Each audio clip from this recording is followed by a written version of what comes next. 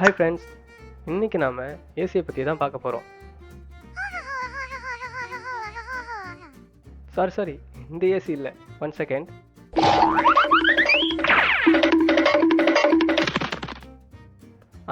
இந்த ஏசியை பற்றி தான் நம்ம பார்க்க போகிறோம்.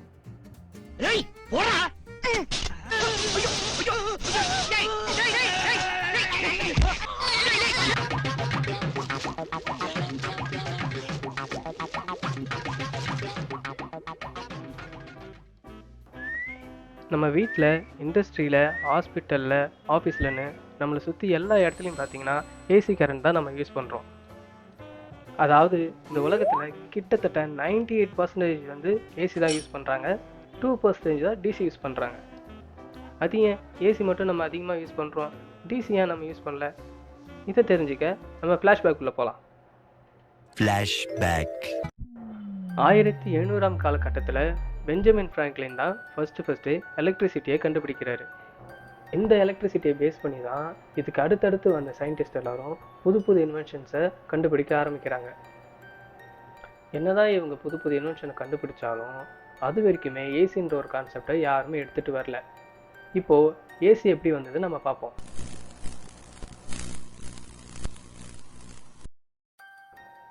மைக்கேல் ஃபாரடே இவர் தான் ஃபஸ்ட்டு ஆல்டர்னேட்டிவ் கரண்ட்டோட முக்கியமான பிரின்சிபலை கண்டுபிடிக்கிறாரு. அதுதான் எலக்ட்ரோ மேக்னெட்டிக் இண்டக்ஷன்.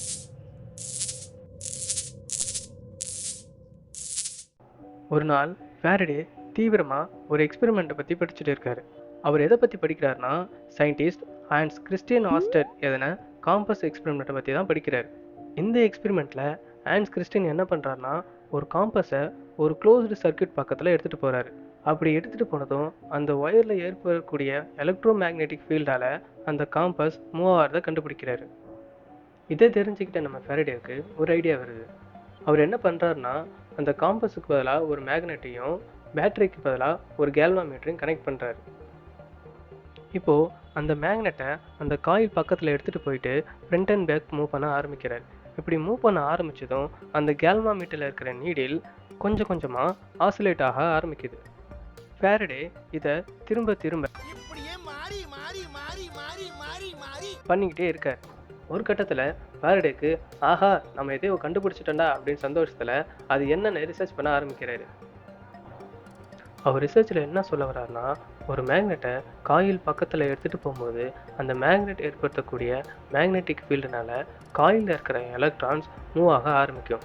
இப்படி அந்த மேக்னெட்டை ஃப்ரண்ட் அண்ட் பேக் மூவ் பண்ணுறது மூலிமா அந்த காயில் இருக்கிற எலக்ட்ரான்ஸ் ஒவ்வொரு தடையும் தன்னுடைய டைரக்ஷனை சேஞ்ச் பண்ணிக்கிட்டே இருக்கும்.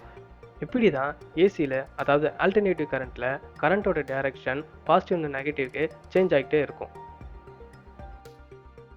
கடைசியில் நம்ம ஃபாரடே இதை தான் எலக்ட்ரோ மேக்னெட்டிக் இண்டக்ஷன் தியரின்னு அவரோட தியரியை முடிக்கிறாரு. இதோட ஏசி கான்செப்ட் முடியுதான்னு பார்த்தீங்கன்னா அதான் இல்லை.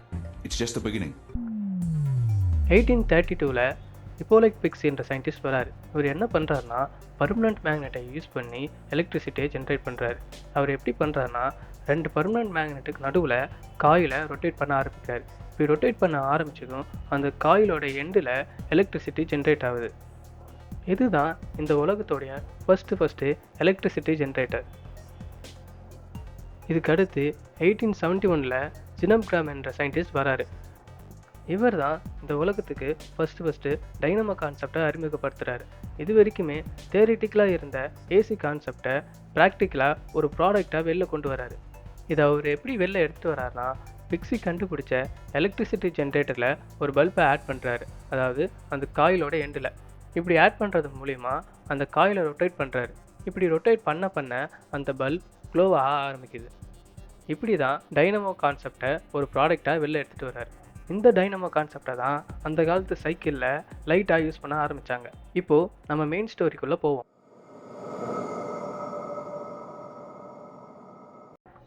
நம்ம எல்லாரும் டெஸ்லா தான் ஏசியை கண்டுபிடிச்சாருன்னு நினச்சிட்டு இருக்கோம். ஆனால் டெஸ்லா ஏசியை கண்டுபிடிக்கல, ஏசி டிரான்ஸ்மிஷன் லைன் கான்செப்டை தான் கண்டுபிடிச்சார். 1879 தாமஸ் எடிசனுடைய கம்பெனியில் ஒரு லேபில் நிக்கோலஸ் டெஸ்லா ஒர்க் பண்ணிகிட்டே இருக்கார். இப்படி அவர் ஒர்க் பண்ணும்போது நிறைய விஷயங்களை படித்து தெரிஞ்சுக்கிறாரு, எக்ஸ்பெரிமெண்ட்டாகவும் பண்ணி பார்க்குறாரு. இப்படி தான் 3 ஃபேஸ் இண்டக்ஷன் மோட்டாரை அவர் கண்டுபிடிக்கிறாரு. இந்த 3 ஃபேஸ் இண்டக்ஷன் மோட்டாரை யூஸ் பண்ணி ஹை எலக்ட்ரிசிட்டியை ப்ரொடியூஸ் பண்ண முடியணும், அதே நேரத்தில் லாங் டிஸ்டன்ஸில் டிரான்ஸ்மிட் பண்ண முடியணும் கண்டுபிடிக்கிறார். இதை பேஸ் பண்ணி அந்த காலத்திலேயே ஒயர்லெஸ் பவர் டிரான்ஸ்மிஷன் கான்செப்டை எடுத்துகிட்டு வர்றாரு. இதை டெஸ்ட் பண்ணியும் பார்க்குறாரு. இதை எல்லாத்தையும் கவனிச்சிட்டு இருந்த அந்த காலத்து இண்டஸ்ட்ரியலிஸ்டான ஜார்ஜ் வெஸ்டிங்கர்ஸ்க்கு ஒரு ஐடியா வருது. இவர் என்ன பண்ணுறாருனா 1888 டெஸ்லாவோட பார்ட்னர்ஷிப் போடுறாரு. இப்படி பார்ட்னர்ஷிப் போட்டு புது புது இன்வென்ஷனை கண்டுபிடிக்க ஆரம்பிக்கிறாங்க. ஜார்ஜும் டெஸ்லாவும் 1895 ஒரு பெரிய ப்ராஜெக்டில் ஒர்க் பண்ண ஆரம்பிக்கிறாங்க. அதுதான் ஹைட்ரோ எலக்ட்ரிக் பவர் பிளான்ட். இந்த ஹைட்ரோ எலக்ட்ரிக் பவர் பிளான்ட்டை சிக்காகோவில் கட்ட ஆரம்பிக்கிறாங்க. இதுதான் வேர்ல்டுலேயே first and largest hydro electric power plant. இந்த பவர் பிளான்ட்டை யூஸ் பண்ணி கிட்டத்தட்ட 2000 கிலோவாட் அளவுக்கு பவரை ஜென்ரேட் பண்ணாங்க. ஜென்ரேட் பண்ணது மட்டும் இல்லாமல் கிட்டத்தட்ட 26 மைல்ஸ் அளவுக்கு இந்த பவரை டிரான்ஸ்மிட்டும் பண்ணாங்க. இப்படி தான் பவர் டிரான்ஸ்மிஷன் உருவாச்சு, அது மக்கள்கிட்டையும் வந்து சேர்ந்துச்சு. இதுலேருந்து உங்கள் எல்லாருக்கும் தெரிஞ்சிருக்குன்னு நினைக்கிறேன். எலக்ட்ரிசிட்டி ஒரு ஆள் கண்டுபிடிக்கல, ஒவ்வொரு சயின்டிஸ்டோட சின்ன சின்ன கண்டுபிடிப்புகள் தான் இன்றைக்கி உருவாகி பெரிய எலக்ட்ரிசிட்டியாக நம்மளுக்கு கிடைச்சிருக்கு. இந்த வீடியோ உங்களுக்கு பிடிச்சிருந்தா லைக் பண்ணுங்கள், உங்கள் ஃப்ரெண்ட்ஸ் கிட்ட ஷேர் பண்ணுங்கள். மறக்காமல் நம்ம சேனலை சப்ஸ்கிரைப் பண்ணிக்கோங்க.